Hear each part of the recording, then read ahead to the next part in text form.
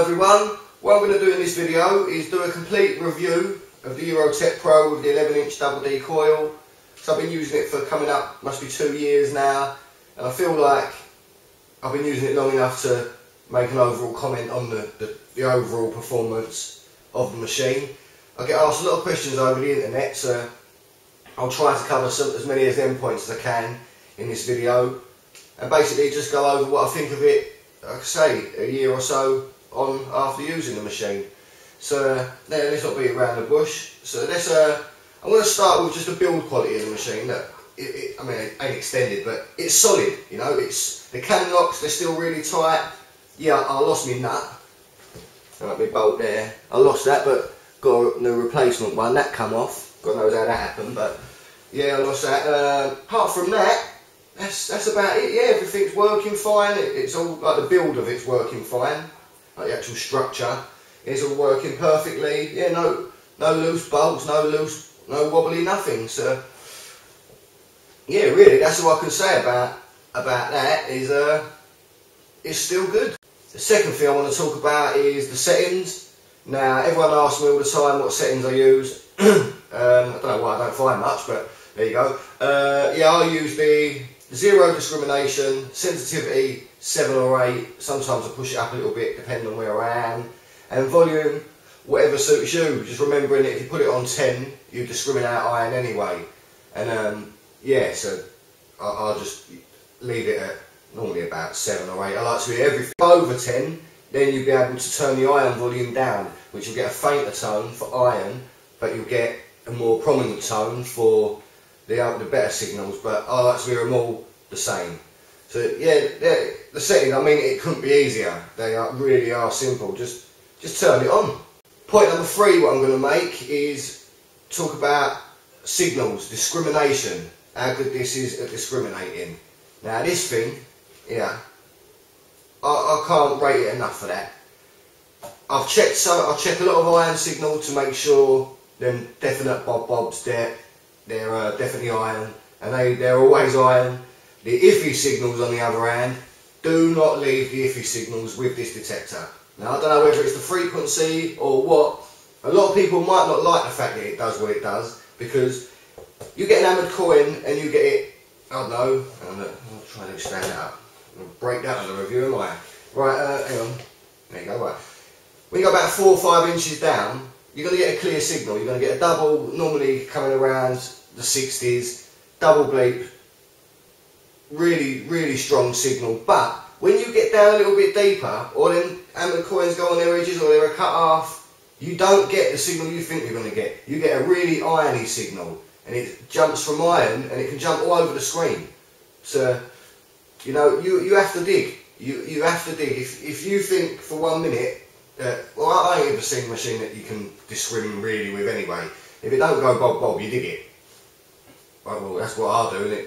Well, I don't find much, but it works. Everyone else I know, it works for them as well. So, yeah, that's the thing. The discrimination on the iron is brilliant. You know, I've never come across a detector that I think personally. And bearing in mind, I'm no expert, you know, but before I had this, I had a Fisher F5, which is similar to this, without all the problems. All the things I couldn't get on with on the Fisher F5 is, I heard somewhere that Fisher are owned by Teknetics, or the other way around. I don't know who owns who and who builds what, but all I know is they're similar. Even the noises it makes are similar, but the F5 was a nightmare. I couldn't get used to it. I just used to pick up iron, so I got rid of that. I've had the Garrett Ace 250, no, brilliant machine, till this come out. Because it's still a good machine, they find stuff, but you know, everyone's saying, oh yeah, it's better. It's my opinion, this is better. It doesn't matter to me who buys what, but yeah, if you care, the Eurotech is better than the Euro Ace or the Ace 250. In my opinion, whether or not you want that or not, that's up to you. Yeah, I used to run the F5 alongside my mate. He had a Safari, and he also had an Explorer 2. Now they're brilliant machines, don't get me wrong, they do things what these can't do. They're different machines, but overall, out of all the machines I've seen, used, and I've been around, this is my favourite. I don't care about money, I don't care what it costs. This is my favourite machine by a long shot. For signals, for ease of use, discrimination, I do really rate this machine. Now, yeah, that's about it. Oh yeah, and your coin tones, like your Georgian coins, your Victoria, like your milled coins, they can't hide from this. They can't hide from this thing. I call it the grass, because it's just the grass. You just go, it can't hide, it loves them. You know, sometimes obviously you get your bit of can, your bit of lead, but you can, as close as you're ever going to get to knowing what it's going to be, this can tell you. You know, you go over and you think, that's a coin, and like most of the time it is a coin, but yeah, that's that. The next point number 4, we'll talk about is depth. Right, at first, I wasn't convinced this thing could go too deep. I've done the depth test, and that came out not disappointing. I had people message me saying, oh, the depth was disappointing. I don't see how that's disappointing. I got on the depth test 5-6 inches, wasn't it, off of a buried hammered penny that I've only just stuck in the side of the wall with a ruler. That's had no time to build up whatever it is. Well, I don't want to sound like I know too much what I'm going on about, but the conductivity and all that, it ain't had time to build up as much of that. Whether or not the ground's wet or dry, it all affects depth. But I've had some coins off of this thing. It's like picking an Australian's pocket. It goes, sometimes it goes too deep for my liking, because, you know, look, I'm only skinny, look at my arm. I'm not a big bloke at all, so I'm not the strongest geezer in the world. So sometimes I don't like digging really deep, but if the finds are there, obviously, yeah, I'm digging. But this thing, it's more than capable depth-wise. More than capable, you know. Yeah. There you go. It goes down deep. Things I don't like about the detector. Right. Well, number 1 has got to be that stupid pinpoint noise. I'll show you the pinpoint noise right now. But get ready, hold your ears, because it is ridiculous. Here it comes. Yeah, ain't about that, is it? There is no need for that. Someone in the factory must have been having a joke when they put that in there. You've got volume control and everything else. I mean, you know, I don't know what that noise is all about, but there you go. Hopefully in the future they'll sort it out. And I'm going to tell people, I'll always be honest, these detectors are, you know, I've got a problem with this, and I've heard of a couple more people have this problem. It's like the pinpoint's gone. It still works, but it ain't as accurate as it was, and it ain't. Yeah, it needs no beating around the bush. Like, it needs to go back. You know, it's simple as that. It needs to go back, be recalibrated or whatever. I don't know. There's been a few people that have had the same problem. When I first got this detector, the pinpointing was really strong, really accurate. Now you won't get a pinpoint, not unless you're going over something that's really shallow and big. It's a nightmare to get a pinpoint. The pinpoint's just off. So I'm going to send that back, and if you enjoy it, if you want an update on that, on my group on Facebook, Metal Detecting Talk, as soon as I hear back once I send this off and find out what the problem is, I'll let everyone know. But like I say, I don't work for Teknetics. I've got no interest in, like, you know, making people buy anything. But don't let that put you off, because mine's only just started doing it, and it's like 2 years now, and you get a 5-year warranty with it. So I'm not really too bothered. I don't really use the pinpoint anyway, only if I'm on pasture. And to round up, all I want to really say is this detector is absolutely brilliant. It's the best detector I've ever used. It's the best detector I've seen. There's detectors that cost a lot more money that basically I'd like to know what they do, what this don't, apart from a bit of ground balance, which I would have liked to have seen on this, but it's not. It works without it. It'll do for me. Turn it on, off I go, I'm digging. Apart from that, no, I'm saying the stupid pinpoint noise, there's no need for at all. It's brilliant. Anyone thinking of getting one, I will advise you to go and get one, because you won't be disappointed. And for some reason, it seems to love an hammered coin. Once you figure out them tones and you stop looking for the clear, crisp mid-tones and fooling yourself because you had an hammered coin before coming at that tone, it doesn't mean next time it's going to come in that tone again. You must dig it.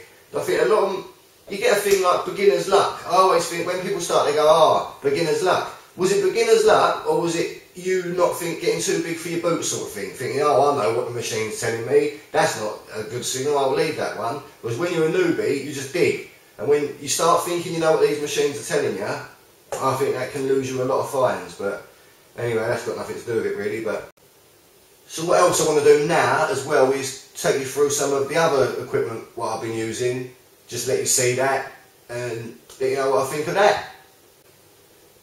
Right, now I want to show you this. What's that, I hear you ask? Well, I'm glad you asked. This is a spade clip and it's my new best friend. Every one of us should have one of these on their belts. These are so handy, especially if you're filming or whatever, you know, you want to have the hands free. But just check this out, right? Watch this.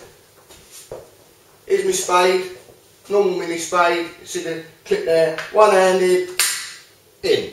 There you go, in. So at that point, you're off.